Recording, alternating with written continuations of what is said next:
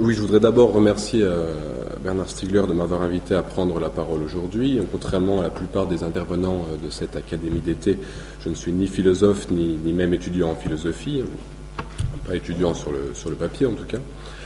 Contrairement à eux, donc, je n'ai pas eu pour être parmi vous à prendre le train ou l'avion. J'ai simplement traversé la forêt. Je viens de Sérilly, où habitent depuis 30 ans mes parents et depuis 50 ans mes grands-parents. Et c'est donc pour moi un grand honneur et un grand plaisir de parler aujourd'hui devant vous ici à Épineuil, aux Lisières, donc, de mon territoire d'enfance. Grand plaisir aussi parce que je vais parler d'un grand écrivain, James Joyce, dont je vous apprends peut-être qu'il passe à la dernière année de sa vie, donc la sombre année 1940 en Allier, dans le village de Saint-Géran-de-Puy, non loin de la Palisse, de Vichy. Le grand-père de mon grand-père avait construit sa maison à Saint-Géran-de-Puy, et vous me permettrez, j'espère, de lui dédier cet exposé, et le projet qu'il expose, en tant qu'il est aussi le mien, et donc encore le sien. Toute géographie de l'esprit, puisque tel sera pour partie mon objet, passe sinon par les romans familiaux, au moins par les mythes personnels. Cet exposé fait suite à une intervention en avril dernier au colloque poétique du numérique 2, organisé par Franck Cormeret à Nantes. De cette intervention, je reprends aujourd'hui 3 paragraphes introductifs. Je dois m'en excuser auprès de ceux qui m'ont fait l'honneur de lire mon texte. J'y présentais aussi synthétiquement que possible ce qui m'apparaît comme la conjonction entre les bases poétiques de la psychogéographie joycienne et les motifs politiques de l'école de philosophie d'Épineuil. J'argumenterai ensuite un peu plus avant cette conjonction. Joyce est donc l'écrivain de Dublin. Son œuvre, plus que toute autre dans la littérature universelle, est ancrée dans un unique territoire, avec son histoire et sa géographie, sa sociologie et ses légendes. Ulysses et Finnegan's Wake sont des équivalents de Dublin. Ce sont aussi, comme dit Umberto Eco, des ersatz de l'univers. Je cite Opéra Aperta. De même, le Dublin d'Ulysse est un labyrinthe refermé sur ses habitants. C'est aussi la Méditerranée homérique, le grand espace du voyage épique.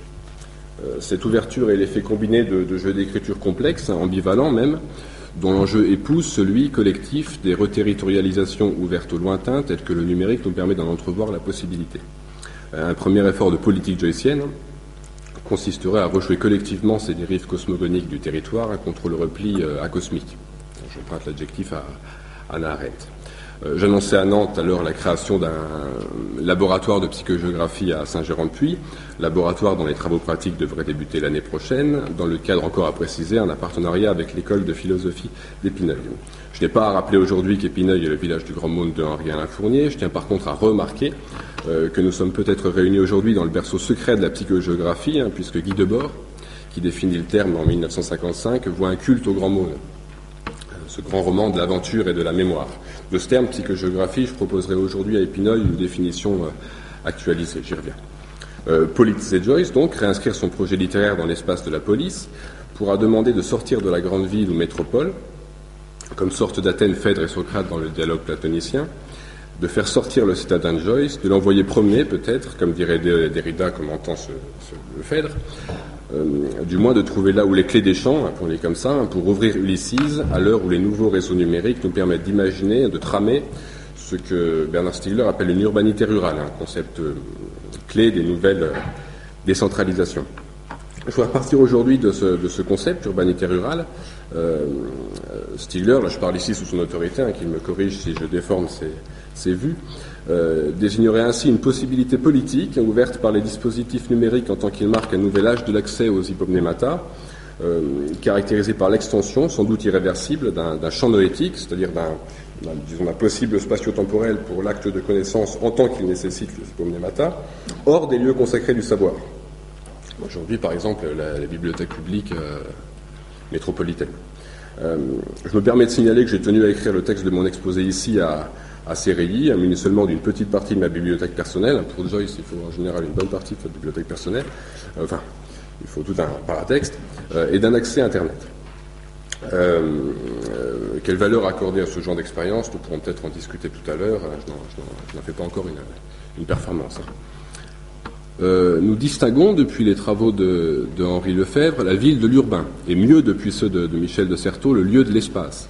Nous distinguerons de même l'urbanisation noétique des dynamiques de métropolisation, qui pèsent toujours plus lourdement et sur les politiques de développement rural, comme d'ailleurs sur la géopolitique de l'art. De fait, les politiques publiques mesurent encore assez inégalement le défi et la chance représentés par la spatialisation numérique des rétentions tertiaires. Il ne fait pourtant pas de doute que des processus pourraient être encouragés qui, en refondant des économies, parviendraient à enrayer l'exode rural. On peut espérer voir ça de nos yeux. Enrayer une roue, vous savez, c'est la garnir de rayons. Si, comme l'écrivait Stigler il y a 15 ans maintenant, habiter, je cite, habiter la technique contemporaine, c'est moins aménager le territoire que la déterritorialisation, alors des exodes d'un genre nouveau pourraient contribuer au rayonnement de la campagne augmentée. Ce pourrait être un des sens, une des orientations d'une politique joycienne de l'esprit. J'ai dit tout à l'heure que des deux grands livres de Joyce, qu'ils étaient des équivalents de Dublin. J'employais ce faisant un concept phare de l'esthétique symboliste, un peu popularisé par Maurice Denis à propos de Cézanne, qui aurait déclaré, Cézanne, « Le soleil est une chose qu'on ne peut pas reproduire, mais qu'on peut représenter ». Je pose donc, à l'heure de la reproductibilité numérique des territoires, que Ulysses est à Dublin ce qu'une Sainte Victoire de Cézanne est au paysage aixois. Non pas une reproduction ou une simulation, mais un équivalent. Il faut, pour gagner ici en lucidité poétique, convoquer l'idée mallarméenne. Équivalent d'une ville, le livre joycien est également idée de la ville, c'est-à-dire aussi reconfiguration verbale de l'urbain comme qualité générique. Or, je cite Henri Lefebvre, l'urbain se distingue de la ville précisément parce qu'il apparaît et se manifeste au cours de l'éclatement de la ville. Pour Lefebvre, toujours l'urbain, je cite, comme forme à un nom la simultanéité. Synchronie, dans le vocabulaire utilisé cette année dans le cours et dans le séminaire. À cette apparition de l'urbain dans l'éclatement de la ville correspondrait donc la nouveauté du coup de dé. Je cite les expressions mêmes de Mallarmé. Cette nouveauté, c'est espacement de la lecture et vision simultanée de la page. Comme l'a bien montré Jean-François Chevrier, le simultanéisme d'Ulysse, je rappelle pour ceux qui l'auraient oublié que Ulysses se passe sur une seule journée. Tout Ulysses est une organisation de trajets simultanés. Enfin, tout Ulysses non, mais au moins la première partie. Ce simultanéisme joycien est, je cite Chevrier, une transposition dans l'espace du récit épique à travers la modulation des motifs, c'est-à-dire les détails, les 1000 détails naturalistes de Joyce repris en leitmotiv comme ça. Une transposition dans l'espace du récit épique du modèle mallarméen de la page constellation. Cette transposition procédant, je cite, de l'interprétation moderne par les romantiques anglais, j'en parlais avec une d'entre vous, du totum simul divin, comme conservation intégrale du passé. Ça, c'est la fameuse croyance des romantiques anglais. On se demandait s'il y avait l'équivalent chez les romantiques allemands en une mémoire totale. Si l'urbanisation est synchronisation, ou tendance à la synchronisation, il me paraît impossible de penser ensemble aujourd'hui, sans passer par Joyce, et sans doute par Simondon, je vais y venir, le nouveau réseau urbain numérique et le réseau poétique idéal total, soit le livre mallarméen comme, je cite Mallarmé, pur ensemble groupé en quelques circonstances fulgurantes des relations entre tout.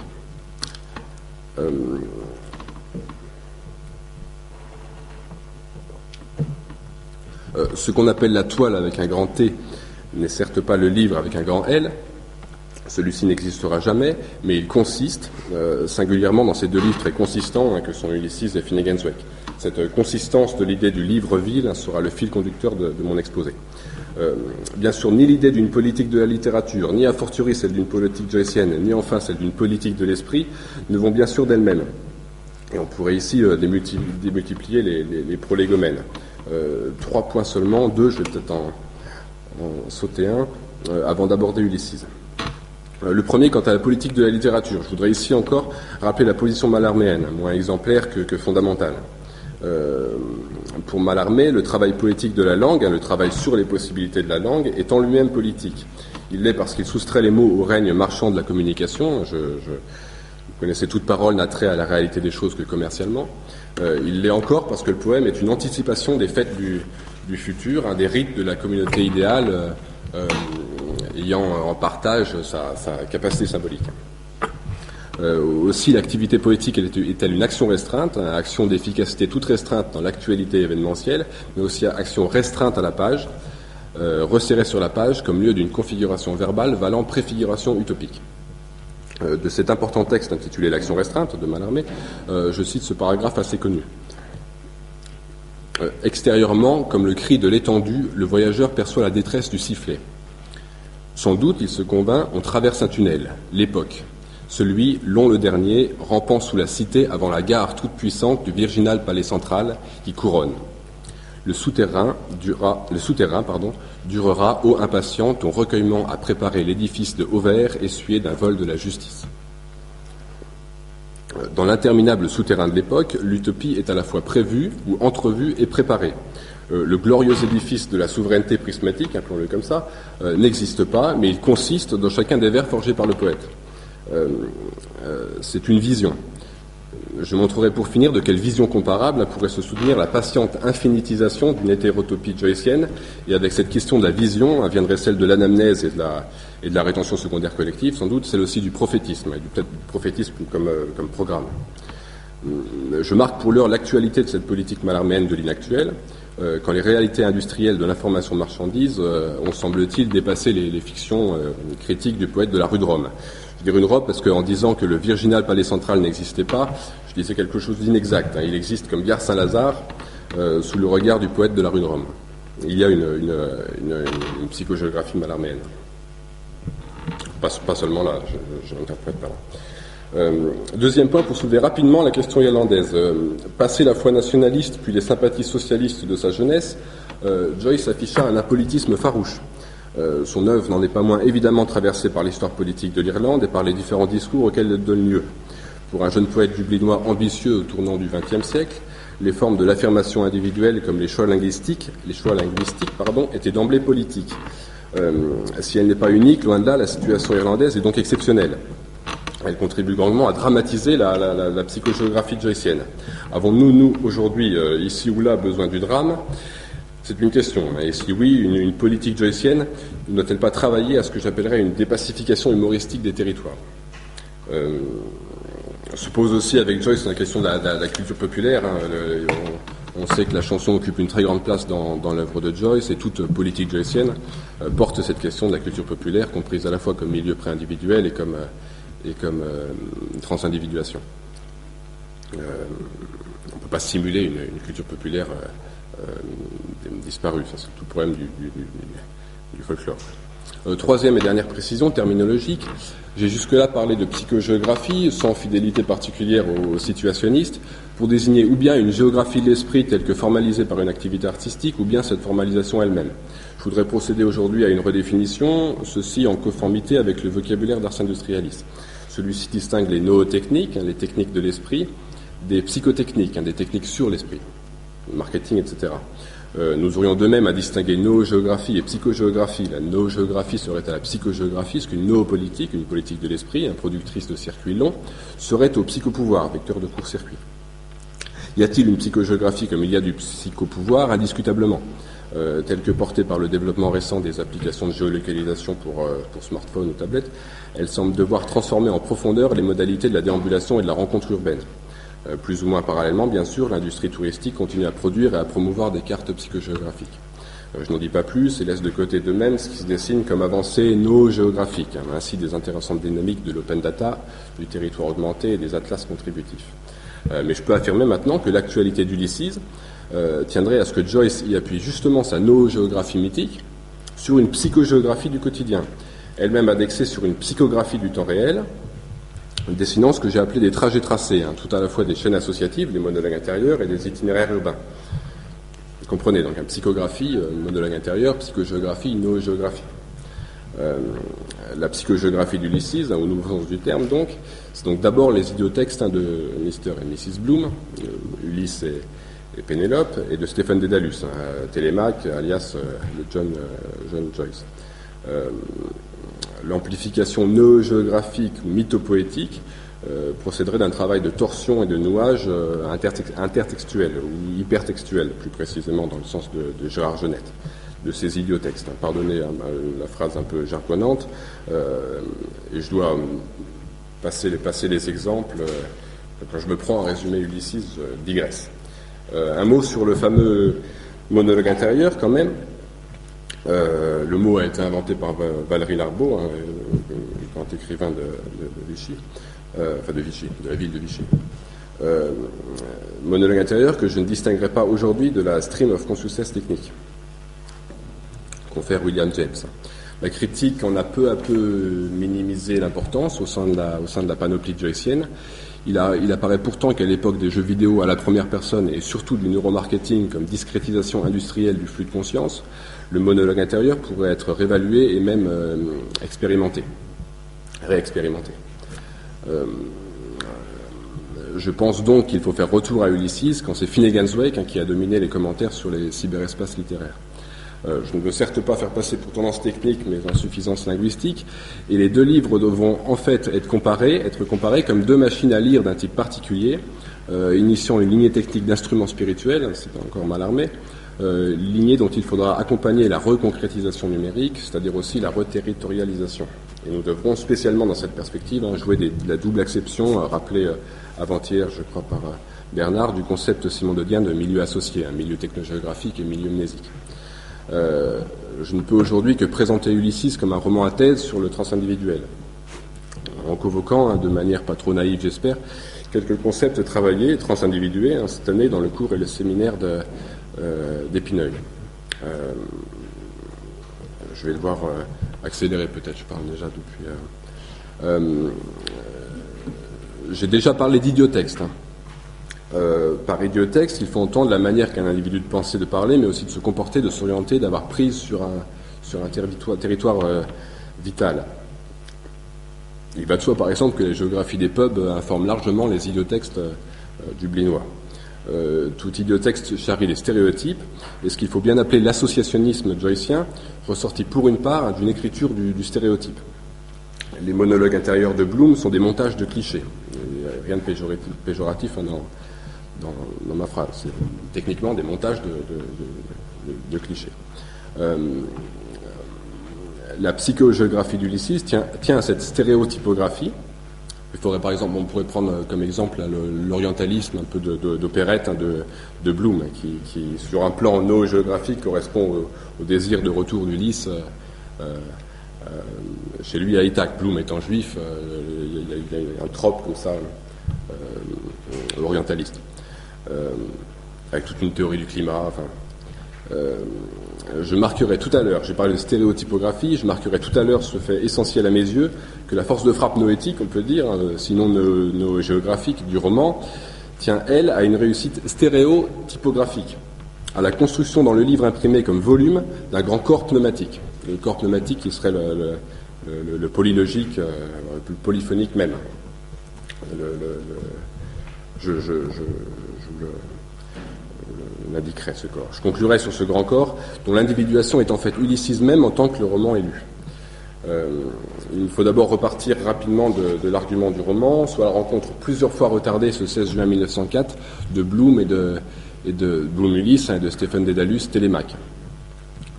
À son ami Frank Budgen, grand témoin des années d'écriture d'Ulysses, Joyce avait expliqué pourquoi Ulysse était son héros préféré.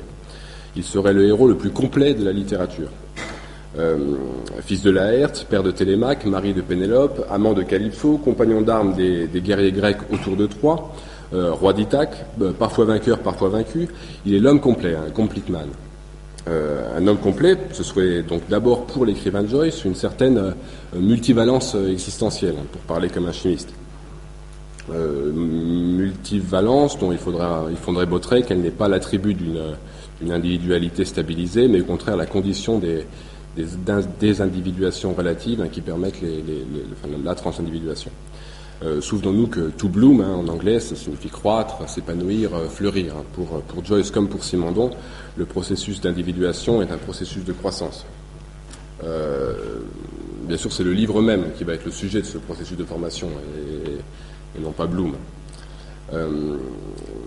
À l'objection de Budgen, qui lui reprochait de parler d'homme complet, c'est-à-dire d'homme idéal ou parfait, quand il faudrait simplement parler d'homme entier, en 3 dimensions, en chair et en os, Joyce avait répondu que son Ulysse était bien à la fois un homme entier, all round, c'est le mot de la discussion, vu sous tous les angles, comme une statue en ronde bosse, et un homme complet, c'est-à-dire un homme bon. C'est l'indication de Joyce, c'est-à-dire un homme bon.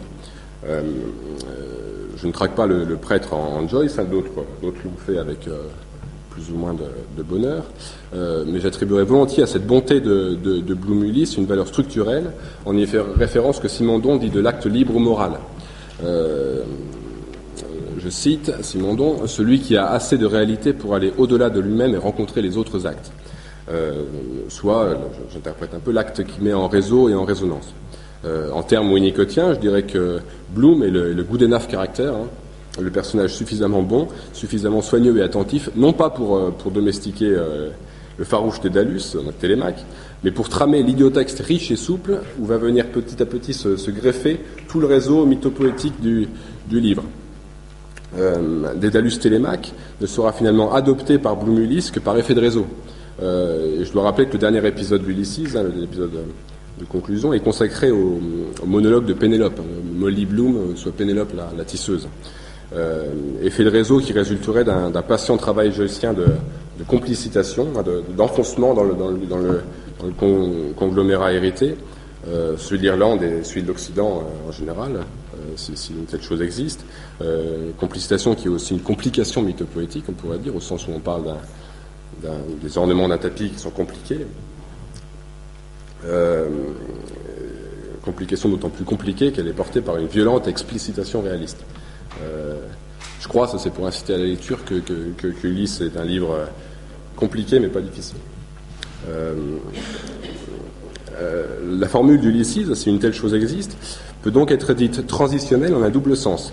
D'abord en tant qu'elle repose sur ce que j'ai appelé une psychographie du temps réel, soit une écriture des transitions de la pensée flottante. Ensuite, en tant qu'elle ménage pour le lecteur et pour les personnages, quoique très différemment, cette aire de jeu décrite par Winnicott, espace traversé par des objets motifs qui sont aussi des symboles du désir, ouvrant à l'expérience culturelle comme processus d'adoption et au processus d'adoption comme expérience culturelle. Toute politique de l'esprit suppose à vrai dire des aménagements transitionnels permettant les processus d'adoption, soit aussi des technicisations nouvelles du lien intergénérationnel. Et il faudra sans doute spécifier au moins théoriquement une néopolitique joycienne, identifier plus précisément les paramètres de l'associationnisme transitionnel d'Ulysses. Je passe une liste un peu en vrac d'hypothèses qui me retarderaient trop, je ne vais pas trop dépasser.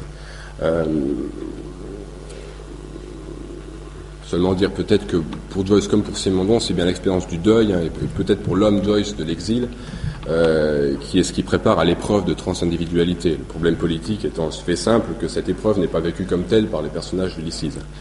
Pris dans une aventure hypertextuelle, on pourrait dire, dont ils ne peuvent rien savoir. Question à transposer politiquement. C'est aussi la question de l'anti-héroïsme et l'anti-romantisme de Joyce.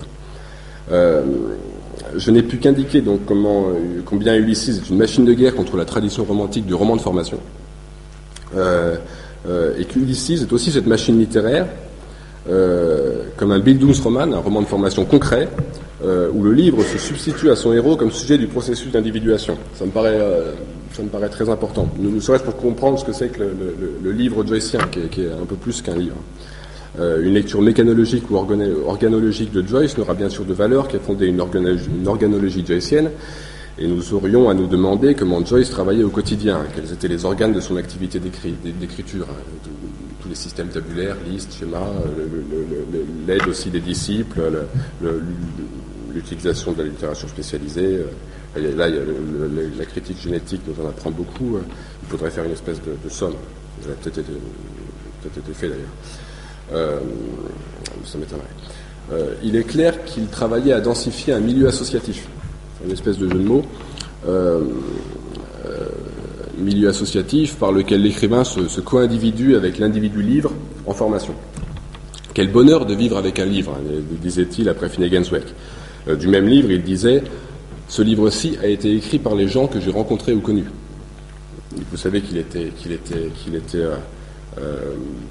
presque aveugle toute la fin de sa vie, et il faut imaginer un érudit avec aussi des mnémotechniques, hérité de son éducation jésuite, qui vit dans un monde complètement sonore, avec un musicien en plus, pour ce que c'est qu'un milieu associé puissant. À commenter ces deux déclarations, oui, on pourrait écrire un éloge joycien du milieu associé comme polylogisme psychique et collectif. J'indique seulement ici qu'à mon avis, c'est la plasticité particulière des concepts de Simondon, la profondeur volumétrique de sa pensée. Je crois que Stigler fait allusion dans la préface à l'individuation psychique et collective, qui me paraît propre à inspirer des formes, à ce qui serait des stéréotypographies numériques à venir. Je tiens à insister sur cette idée du relief du livre Ville qui correspond au corps pneumatique. Je ne veux pas faire une espèce d'enfumage. Si j'ai parlé de Mallarmé aussi, c'est pour dire que c'est des réalités, ces choses-là sont des réalités plastiques. Du point de vue d'une théorie des chocs noétiques, il faudrait étudier la crise qu'a produit chez les grands écrivains de son temps la publication d'Ulysses. Ils se sont tous arrêtés en disant mais qu'est-ce qu'on va faire. Hermann Breuer disait c'est plus possible d'écrire avec ce diable. Ça a été une espèce de catastrophe dans la littérature qu'il a fallu digérer. Je n'ai pas étudié ça, mais ce serait intéressant de comprendre, de voir si les écrivains ont vu ce que je dis là, c'est-à-dire ce livre vivant, quoi. M'importe ici de rappeler, j'en arrive à ma conclusion, que la poétique joycienne de l'adoption transitionnelle est en réalité une reprise, au sens aussi où on fait des reprises sur un vêtement, du grand programme prophétique biblique. Le texte prophétique visant lui-même la continuité de ce que André Neher, un grand spécialiste de la religion hébraïque, a appelé la chaîne des générations. Je cite ce passage du livre d'André Neher sur le prophétisme hébraïque, c'est Prophètes et prophéties, le livre. Je cite. « Il peut y avoir des failles ou des ruptures dans la chaîne des générations, mais la rédemption finale consiste justement à réparer les déchirures et à reconstituer une trame qui soit sans fissure.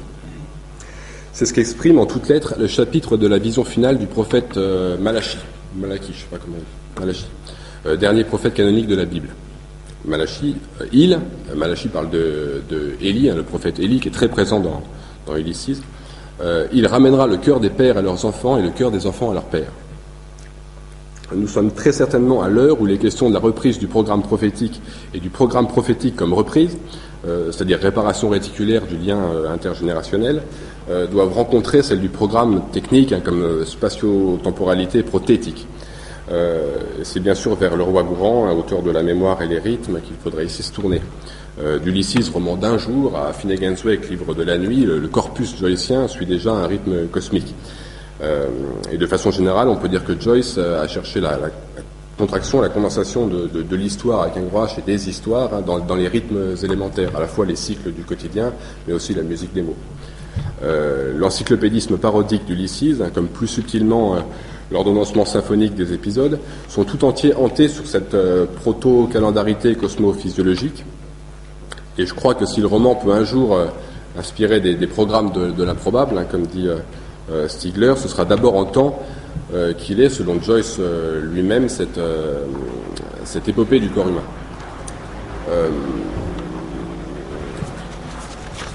J'ai 2 pages seulement encore. La physique de l'écriture joycienne est bien fondée sur une cosmophysiologie visionnaire. Et je citerai pour le montrer la célèbre conférence sur William Blake et Daniel Defoe, auteur de Robinson Crusoe, prononcée par Joyce à Trieste en mars 1912, avant de commencer Ulysses.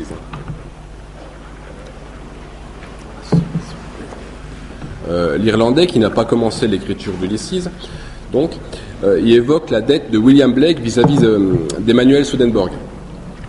Il en vient à faire un panorama des symboles de l'éternité. Je cite la conférence de Joyce 1912. L'éternité, qui était apparue aux disciples bien-aimés. Le disciple bien-aimé, c'est Jean l'évangéliste, Jean de Patmos, auquel la Bible attribue l'Apocalypse, qui clôt le Nouveau Testament. L'éternité qui est apparue aux disciples bien-aimés et à saint Augustin sous la forme d'une cité céleste, c'est la Jérusalem céleste, et à Dante Alighieri sous celle d'une rose céleste, apparaît au mystique suédois, Swedenborg donc, sous les apparences d'un homme céleste, animé dans tous ses membres d'une vie angélique fluide, qui flue et reflue éternellement, systole et diastole d'amour et de sagesse. Voici donc énoncé dès 1912 à propos de Blake et Swedenborg, ce qui va devenir la grande hypothèse visionnaire d'Ulysses. La cité, avec un grand C, s'incarnant dans un grand corps cosmique. Je répète, un homme céleste animé dans tous ses membres d'une vie angélique fluide, qui flue et reflue éternellement, systole et diastole d'amour et de sagesse. J'ai tenu à citer ces deux lignes à chaque fois que j'ai pu prendre publiquement la parole sur Joyce. À Nantes encore, pour donner à imaginer le réseau social idéal, aujourd'hui, un peu plus précisément, pour indiquer une virtualité utopique du programme urbain comme surhumanisation du temps et de l'espace. Là, je joue là sur une expression de Leroy-Gourhan. Cet homme céleste swedenborgien est bien sûr un avatar tardif des macrocosmes de la Renaissance. Swedenborg, c'est le XVIIIe siècle. Et la publicité que je fais à pareille vision au nom d'une politique d'avenir, comme on dit, pourrait certes soulever des objections. Simondon parlerait d'anthropomorphisme ou d'individualisation du transindividuel, d'autres d'organicisme ou de patriarcat métaphysique. J'espère avoir montré, au moins indiqué, pourquoi ce très grand homme, Swedenborg l'appelle comme ça, doit, dans la perspective joycienne, être considéré non comme l'individu avec un grand I, mais comme milieu pneumatique, polylogique et polyphonique, transitionnel aussi.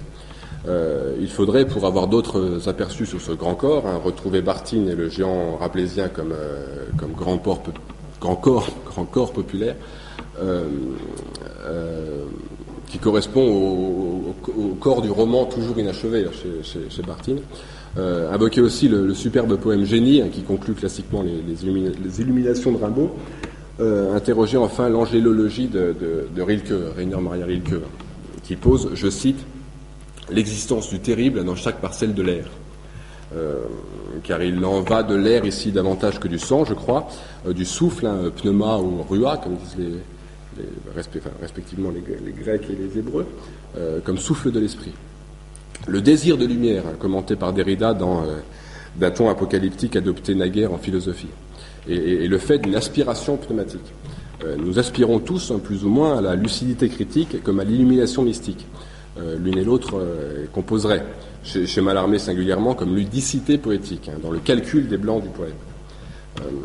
Aussi modeste soit-elle de ton, ma publicité pour la ville-corps joycienne, qui bien sûr, sur un certain plan, n'en a nul besoin, garderait comme slogan latent ce vien apocalyptique et agogique prélevé par Derrida dans l'Apocalypse, le vien. Injonction qui serait un faire croire et un faire corps, qui procéderait d'un faire croire et d'un faire corps toujours déjà collectif, toute transindividuation supposant anamnèse, croyance et publicité. Je voudrais pour finir rediriger mon coup de projecteur joycien du ciel de la théoria, parce qu'il s'agit de ça, je crois, avec ce grand corps, vers notre territoire.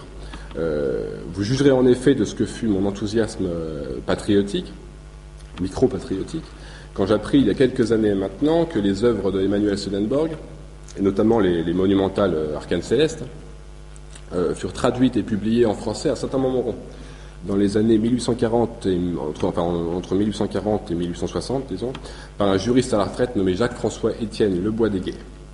L'homme avait fondé une revue swedenborgienne, la Nouvelle Jérusalem, et officiait pour la charmante petite secte du même nom. Pour ceux que ça intéresse, j'ai l'article. Il y a un article de ce point de micro-histoire là, qui est assez complet dans une revue des années 30.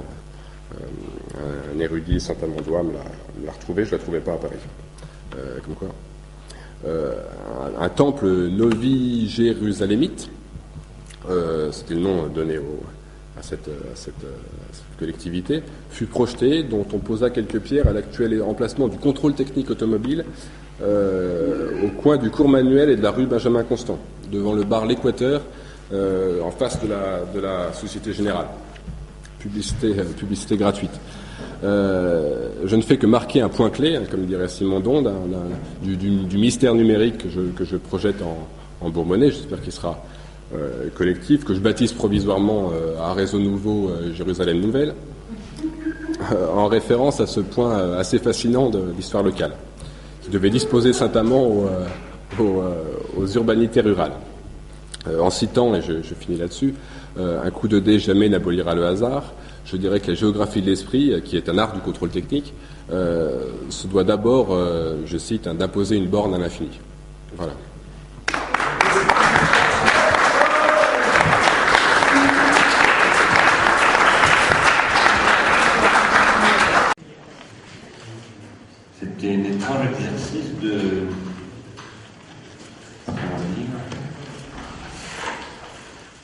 de relecture un petit peu de tout ce qui s'est passé dans cette école aussi, à travers Joyce, et c'était vraiment franchement très très impressionnant, en tout cas pour moi, je pense que ça l'était aussi, parce que j'ai participé au séminaire, et c'était aussi une espèce de... Parce que nous me sommes vus, on se connaît comme on s'est vu pas longtemps, nous sommes vus il y a quelques mois, en janvier, j'ai découvert, en rencontrant un lien, voilà, l'histoire joycienne de cette petite double, voilà, pas très loin d'ici, qui croise très fortement des hypothèses. Il faut quand même que je le dise pour beaucoup de gens qui ici ne peuvent pas le savoir, qui sont y compris en partie à l'origine du fait que Caroline et moi nous sommes installés ici. Et qui sont des hypothèses que nous avons développées dans un industrialiste à un moment donné sur la nécessité d'expérimenter la territorialité à nouveau frais, voilà, compte tenu des réseaux numériques, etc. Et qui sont aussi au cœur du fait que, sur la proposition de Yves Dauge, qui est président de la Mémoire-Lac et de son directeur, Christophe Fournier, je me suis engagé dans quelque chose qui s'appelle les futurs de l'écrit, qui auront lieu au mois d'octobre. Colloque aura lieu au mois d'octobre prochain, le 21 octobre, à Loire-Lac, qui a été invité pour essayer de pratiquement essayer de réinventer des politiques territoriales de l'Essonne, à l'époque du territoire réticulé. Donc voilà, c'était en fait intervention incroyable, série de propositions à la fois axiomatiques, pratiques, poétiques, plastiques, sur lesquelles on va évidemment revenir en détail. Donc, merci beaucoup. Et alors en plus, ce qui est quand même assez incroyable, c'est que Adrien est intervenu dans un séminaire que faisait Franck Cormeret à l'Université de Nantes, Franck avec qui je travaille, mais je ne savais pas qu'Adrien connaissait Franck, etc. Voilà. C'est quand même assez étonnant. Franck s'est enragé tout à l'heure. Bon, qui veut la parole? Peut-être Franck veut la parole. Laurent.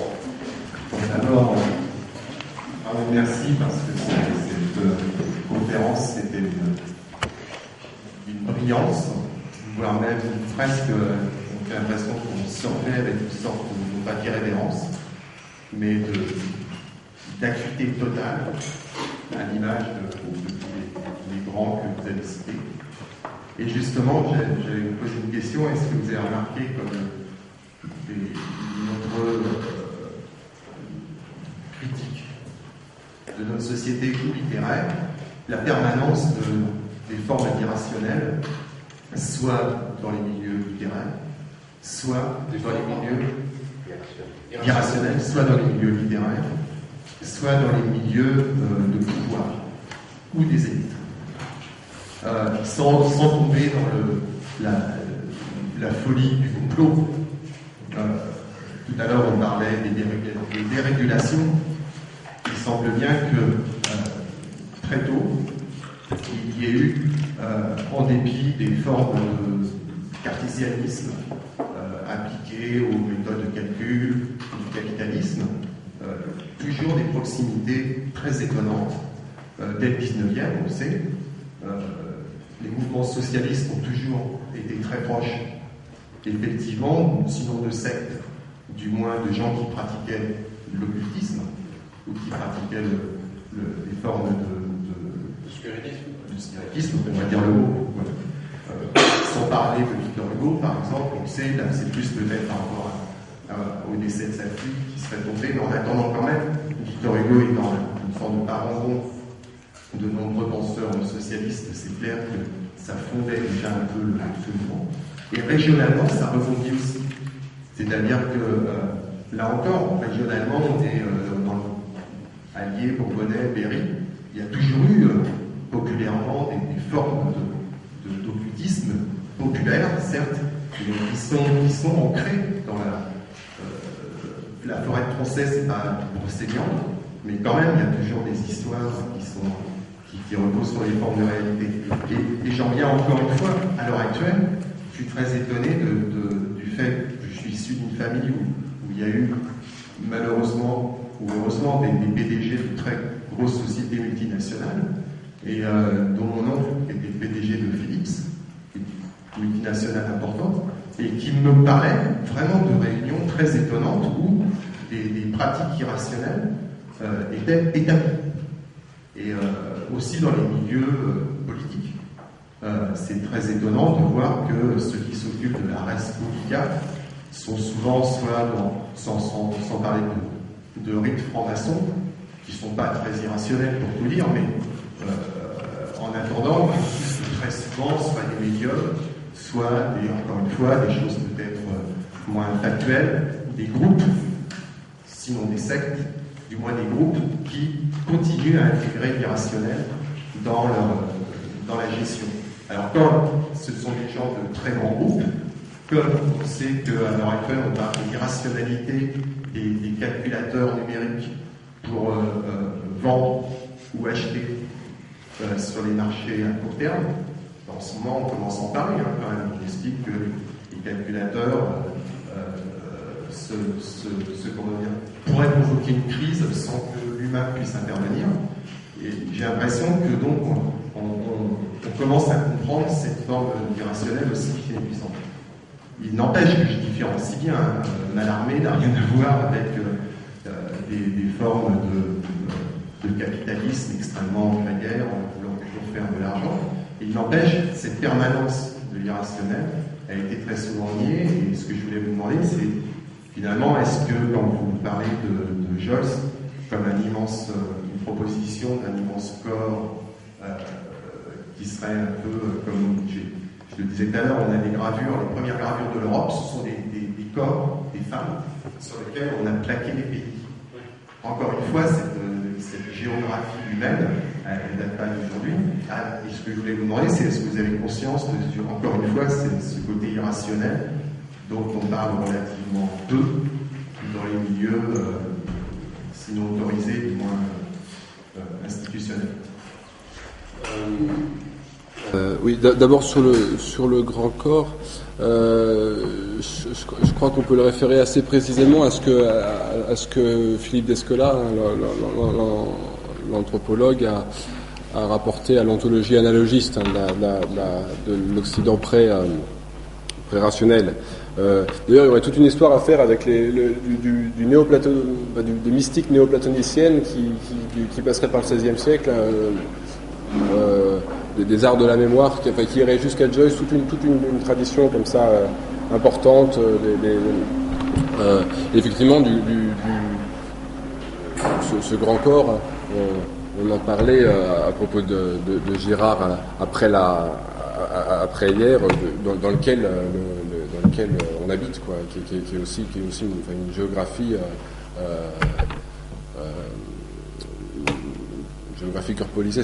corporalisée, c'est présent chez Hugo.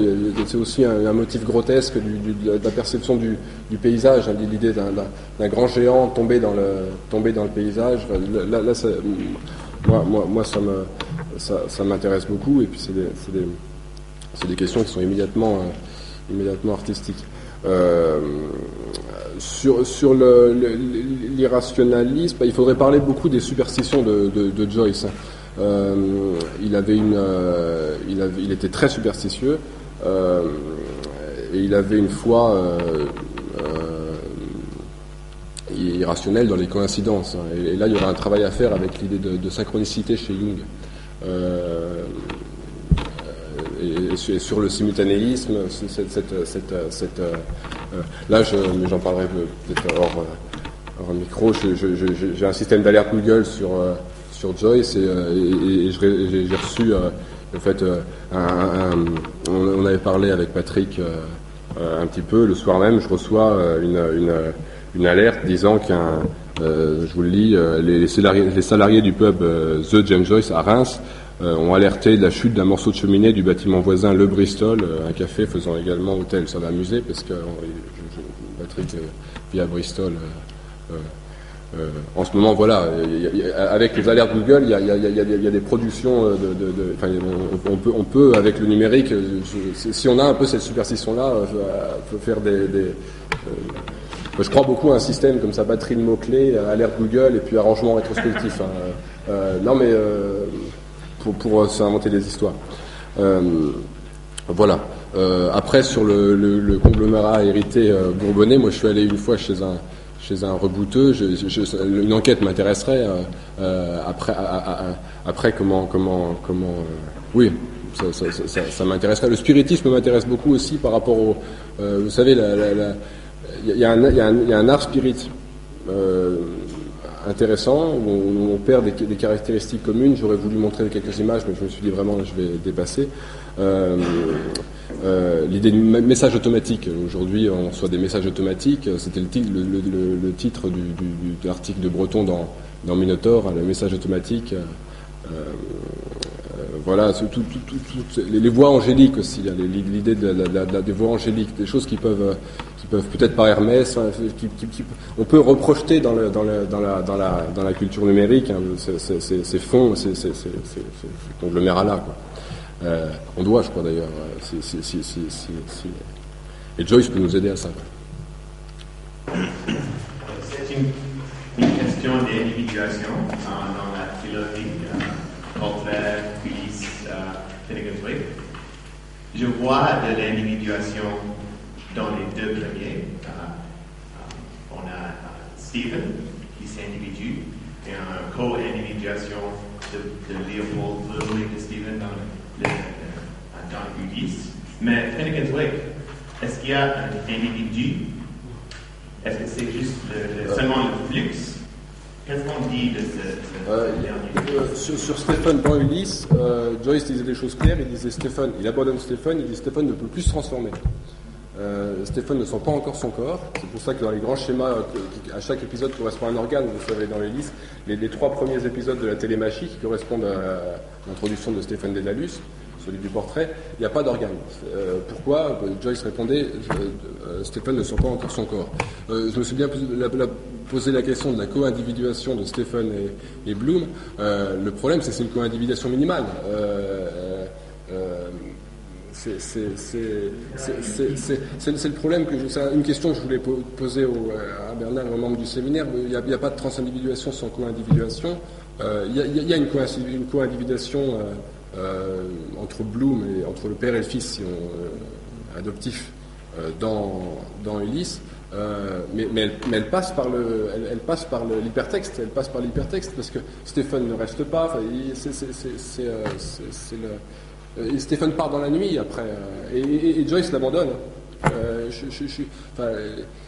Je crois qu'il faut garder en tête que c'est aussi le fils, le Hamlet paralysé par ses fantômes, bloqué, qui a besoin du tout bloom, du blooming et en quelque sorte il y a une inversion père-fils. Là, la psychanalyse a fait ses preuves sur Joyce. Il faudrait. Finnegan's Wake, il y a évidemment tout ce système de grand corps qui apparaît. C'est Wicker, c'est Finn, c'est après je connais trop mal le livre, c'est vraiment difficile pour moi, Finnegan's Wake.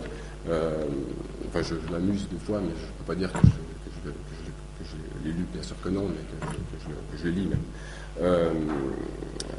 Le problème, et pour retrouver les concepts, c'est le problème de ce que Rabaté encore récemment appelait la dérive archétypale, du stéréotype à l'archétype. Et ce que Lacan disait, le glisse à l'inconscient collectif, Joyce. Moi, je considère Finnegan's Wake a priori comme moins réussi que Ulysses, mais bon, a priori. Voilà. Après, il y a une truc que j'ai pas dit, c'est sur il y a tout un travail d'histoire des idées à faire. Je voulais rappeler, il y a une synchronicité aussi. Les trois grands livres qui marquent une date à la fois dans la théorie de l'écriture et dans la réception de Joyce. Dans la réception de Joyce, c'est La Galaxie Gutenberg de McLuhan. McLuhan qui disait on ne comprend rien à ce que j'écris si on ne connaît pas les symbolistes français et Joyce. Le village global, je crois que ça vient de Joyce. La Galaxie Gutenberg, Opéra Aperta de Umberto Eco, et puis l'introduction à Derrida, à l'origine de la géométrie. C'est tous les 3 1962. Je crois avoir découvert en vous lisant que c'était l'année de l'apparition du mot informatique. Alors il faudrait repartir de ça. Moi je suis pas sûr d'avoir les épaules et puis même les possibilités matérielles, puis faire une histoire qui à partir de 62 de la co-individuation, disons, théorie des systèmes d'écriture industriels, et puis théorie joycienne. Peut-être quelqu'un le fait, vous savez, les études joyciennes. Voilà. Merci beaucoup.